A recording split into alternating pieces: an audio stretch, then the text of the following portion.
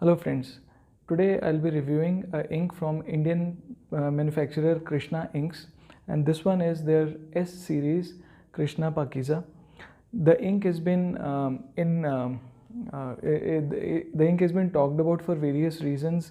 The bottle of the ink, a bit of controversy surrounding it, how it was managed, and the most important of all, that the ink is a sheener, which is safe for vintage pens, and that is probably a good thing for people who love kind of sheening inks, but they are unable to hitherto they were unable to use them in their precious high-end or vintage pens because of the safety reasons.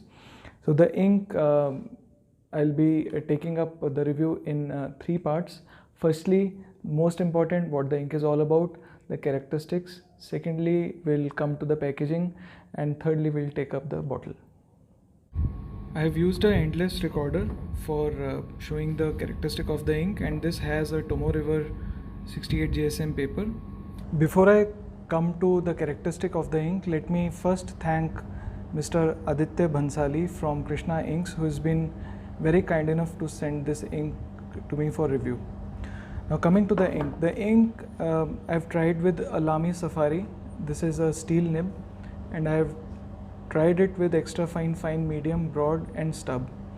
What I found was that the color of this ink is got a tone of blue black, which is shading very well. As you can see even on the extra fine and fine lines, that the color, the shade and the sheen of the ink are very apparent, and as the nib width thickens, you see that the saturation of the ink also increases. In all the lines, all the widths of the nib, it has maintained its characteristic of saturation, shading and sheen very well. The drying time of the nib is exceptionally good, because even on a Rhodia paper, you see that I've used an extra fine nib. Even on a Rhodia paper, the ink dries up almost in about 15 to 20 seconds, which is very comfortable, so it doesn't smudge. And the sheen of the ink, which usually happens, that it tends to smudge over many papers, it does not smudge in this particular one.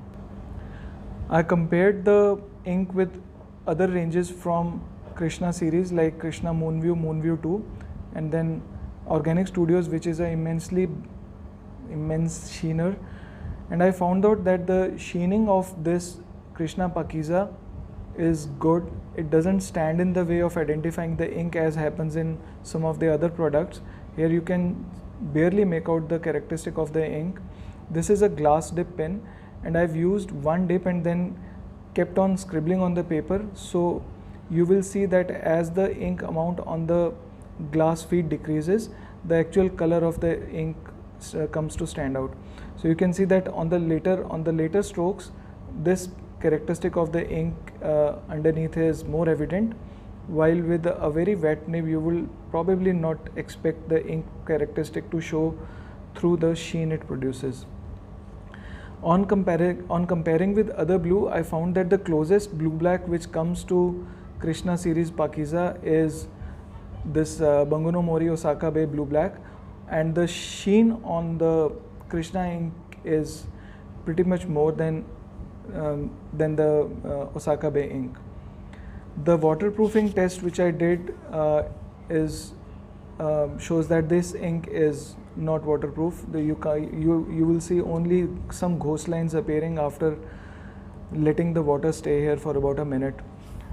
It does not feather. It does not feather on a Tomo River, and it does not feather even on a simple photocopier. This is a A4 size photocopier, and you can see that it doesn't ghost as well, and it has a bit of shading and a very tiny bit of sheening on a simple photocopier paper. The ink is well behaved, and it is pretty well lubricated, and at the same time it gives moderate to high flow on the pen which I used it for. I'll give a writing sample of it.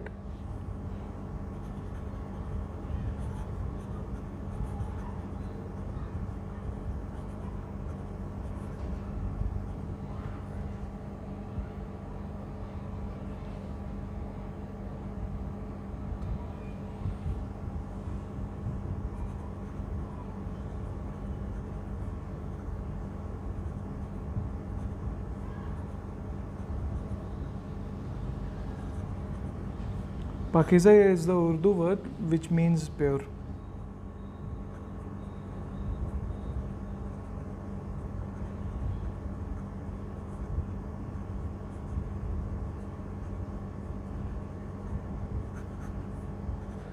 The ink ships in this tin can where you can see Krishna branded there, and a very brief history about the company. You have a bottle designed by Geeko, and we'll come to this later about the issue was and about the branding of the ink there. So what I've done is I'll show you how the ink has been nestled inside. This is the foam cutout inside, and these two legs of the bottle fit in, and then they are thrust inside like this. So you see the ink bottle there, which can be removed very conveniently, and there is a very soft padding on the back of the cap as well. What I'll do is once I show you the bottle, I'll remove all the ink so that we can see the dynamics of the fluid inside, which will be better if there is just a bit of water inside rather than the ink. You have this this big keg, rounded spherical keg behind. You have these two bottles on which the bottle rests, these two stands on which it rests, and you have a small neck and this small container from which the ink can be filled. This is a cap which can be unscrewed. Now, as you can see that the dimension, the vertical height of this, the container from which the ink will be filled is not very much there. So there was concern regarding whether the pens with big nib, size 8 nib like Mont Blanc or ASC Bologna, Mont Blanc 149, or any other big nibs like KOP can be filled conveniently from here or not. So we'll also see that once we come to the bottle after we've completely removed all the ink from here. So that will be done from the side views. So let's come to the bottle part. So I've just taken some plain water, and I'll use a syringe to fill this up. So there are, as you can see, there are threads on the bottle. There is no padding there.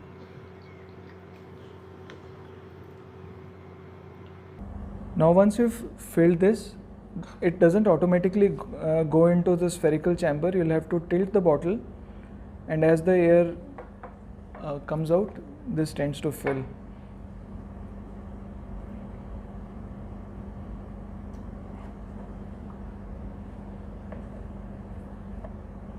I've filled almost 20 ml of ink into this, and as I place this bottle there, a bit of ink would already be here in this filling chamber, and when I remove this, you will see the bubbles going into the main chamber to facilitate ink flow.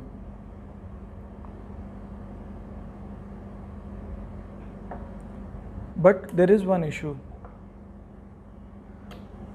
The issue is that if you don't fill the second chamber, you won't get enough depth for the pen for the ink level to reach up till dip the complete feed of the pen so that you can fill it properly.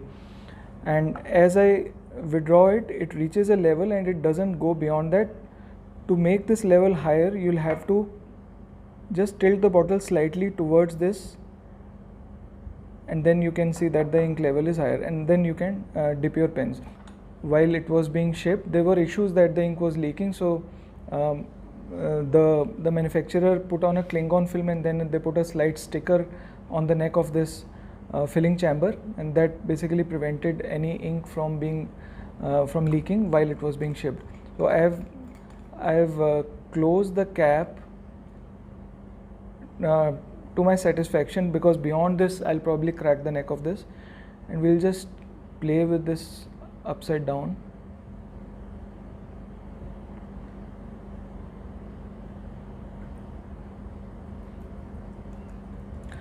So if the ink has been if the bottle has been closed comfortably, I don't think there is the issue of ink leaking from here.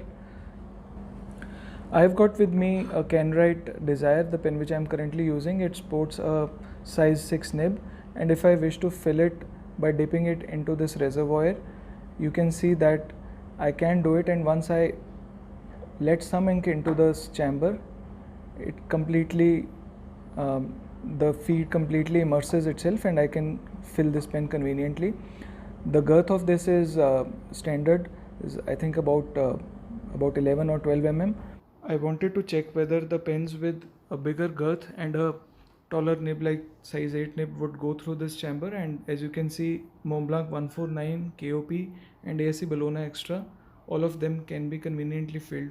Krishna Inks had engaged a third party vendor to design and to make the bottles for their ink, and as per declaration by Dr. Shri Kumar in a Facebook post, the vendor probably searched and used a bottle design which was initially patented by Geeko Design from Taiwan, and then once this ink was released, there was an immediate backlash from many people citing that this is a violation of the patented design.